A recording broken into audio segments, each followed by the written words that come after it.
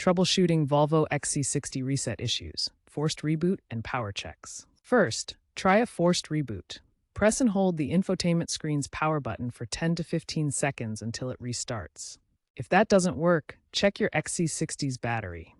A weak battery below 12.6 volts at rest can cause system instability. Next, inspect the fuses, particularly fuse 12 in the engine compartment fuse box. Replace any blown fuses with the same amperage. If rebooting and power checks don't solve the issue, ensure your Volvo XC60 has the latest software updates. For 28+ models, use the Volvo Cars app for over-the-air updates.